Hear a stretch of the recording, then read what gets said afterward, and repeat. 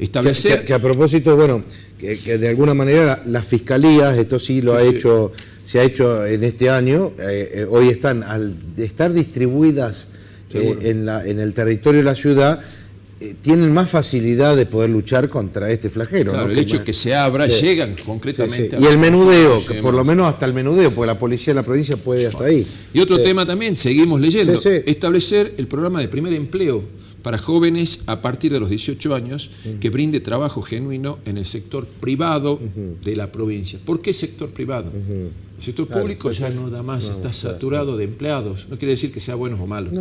Pero el único dador de trabajo en estos últimos años es el Estado. ¿Cuántos nuevos emprendimientos, cuántas nuevas empresas se han generado en estos años? Puesta en marcha de un plan de construcción de 25.000 viviendas. Otro tema ahí, un déficit de casi 70.000 viviendas en la provincia. Con especial atención de los sectores de menores recursos, cuya difusión y mecanismos estarán disponibles a partir de este mes y del mes que viene. Esto dentro de este programa de emergencia provincial.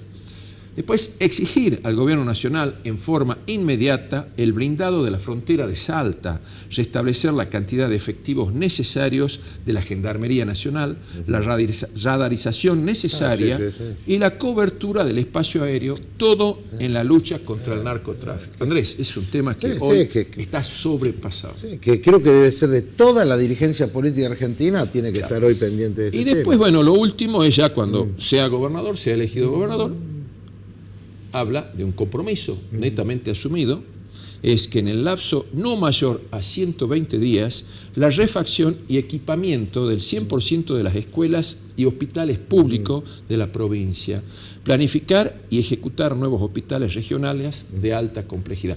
Esto es la consecuencia de un trabajo técnico que se está trabajando.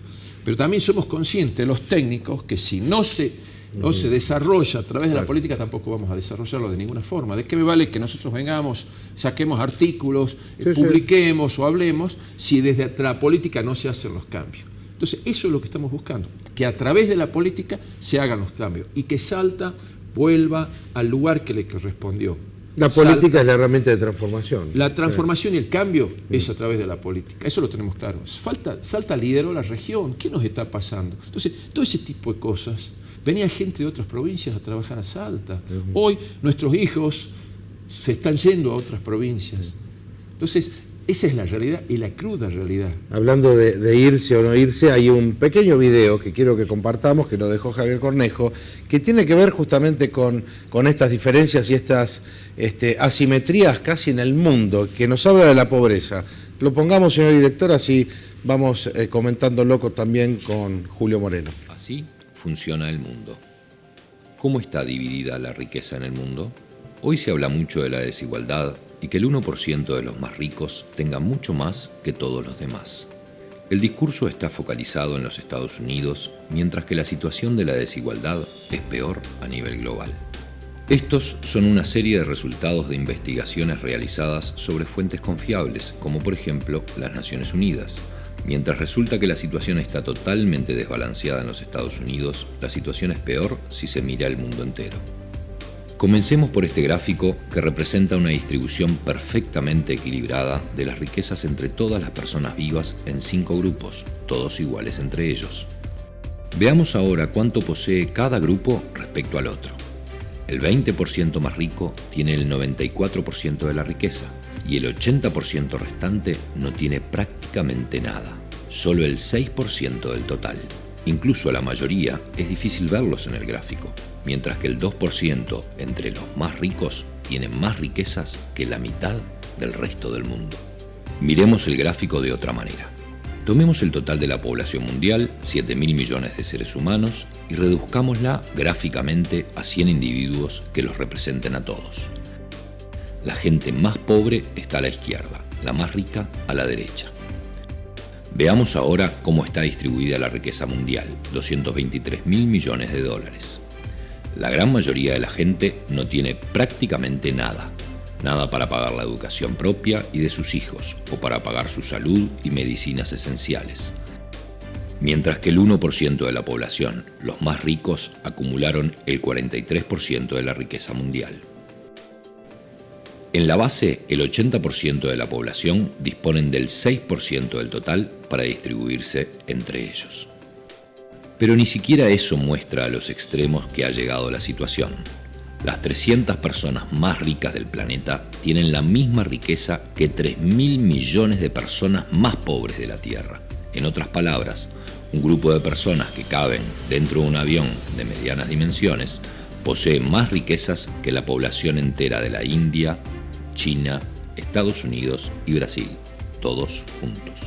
La diferencia se ve también geográficamente, con una diferencia siempre mayor entre las naciones más ricas y el resto del mundo. Durante la mayor parte de la historia, las cosas fueron mucho más equilibradas. Hace 200 años, las pocas naciones más ricas eran 3 veces más ricas que las naciones más pobres. Al final del colonialismo, en los años 60, eran 35 veces más ricas. Hoy son 80 veces más ricas. Las naciones más ricas buscan compensar esta situación ofreciendo ayuda a las naciones más pobres. Cerca de 130.000 millones de dólares por año, que es una cifra importante. Entonces, ¿por qué la desigualdad continúa creciendo? Uno de los motivos es que las grandes corporaciones extraen de las naciones pobres 900.000 millones de dólares anuales basados en la especulación y la manipulación de los precios del comercio internacional. Además de esto, las naciones más pobres pagan 600.000 millones de dólares anuales por préstamos que son pagados más de una vez. Además, están los recursos que las naciones del sur pierden por normas internacionales sobre el comercio totalmente injustas impuestas por las naciones ricas que les permiten tener acceso a nuestros recursos. Los economistas de la Universidad de Massachusetts calcularon que esto le cuesta a los países pobres otros 500.000 millones de dólares. Si se pone todo junto, resulta que todos los años fluyen 2 billones de dólares, es decir, 2 millones de dólares desde los países pobres a los países ricos. Las naciones ricas aman decir que están ayudando a los países pobres a desarrollarse. Pero ¿quién está realmente ayudando a quién? Eso hace pensar que hay cosas profundamente equivocadas en las reglas de la economía global. No puede ser justo que la riqueza de nuestro planeta se haya concentrado en un número muy reducido de personas. Este no es el mundo que queremos.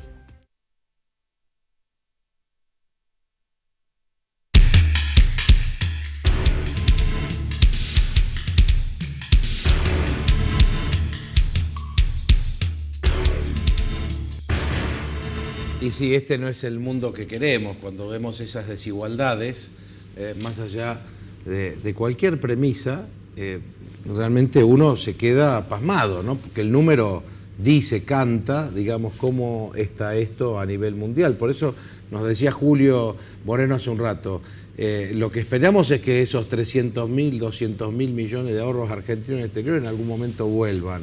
Y de alguna manera, si vuelven para achicar asimetrías. Bueno, esto es el mundo. Cuando dicen en un avión entran 300 personas, bueno, esas 300 personas tienen el 80% casi de la riqueza mundial. ¿Qué pasa, no? Ahí es una gran incógnita que tenemos.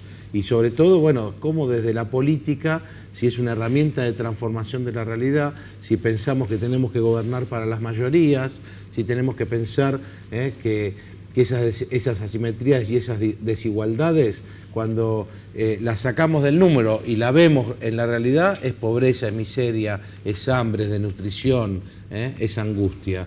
Creo, Julio, que bueno, es algo que va más allá de cualquier ideología. Esto no es ni de derecha ni de izquierda. Esto es así. ¿No? Y fíjate vos me estabas hablando de que 300 personas tienen la riqueza de 3.000 millones de personas. Claro. O sea, sí. India, China y demás son 300 personas.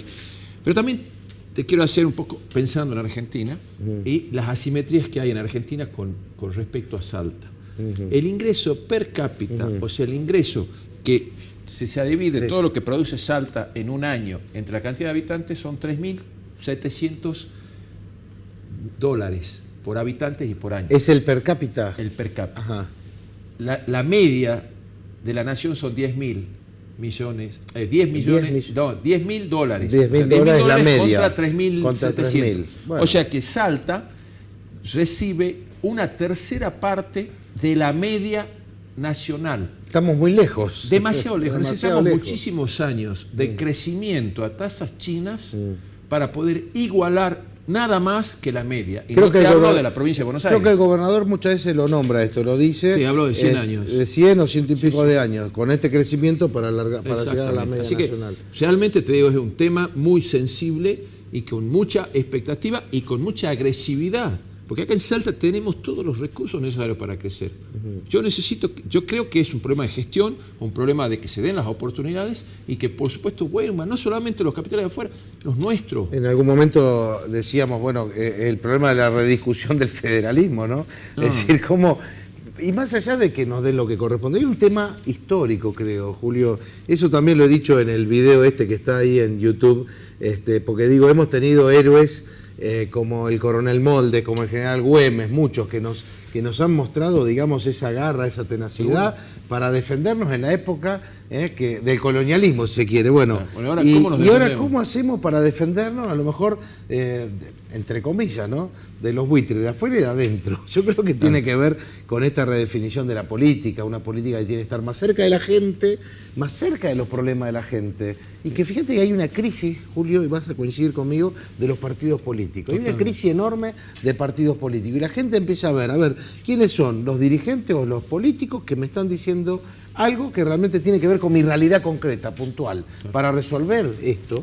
Y como decías vos, bueno, estamos tan lejos, es decir, Salta lejos de la media nacional. Lo que pasa es que necesitamos nuevos héroes, así como vos decías, los héroes que iban a defender a caballo y con los gauchos. Hoy necesitamos otro tipo de héroes, con mucho liderazgo, con mucha fuerza, mucha convicción y deseos de que la provincia crezca, no solamente la provincia, obviamente como la región. Así que creo que ese es el compromiso. Y en eso estamos. Creo que hay una gran oportunidad por delante que no hay que desaprovechar y no bajar los brazos ni los ánimos, digamos. Y yo digo siempre, del partido político que sea, mientras más participemos, mientras más opinemos, mientras más nos metamos en los temas concretos, bueno, vamos a lograr seguramente una paz social, como dice el Papa Francisco, que nos permita una patria de hermanos, algo que nos permita crecer. Muchas gracias, Julio. Gracias por invitarme, Andrés. Con esa claridad de siempre.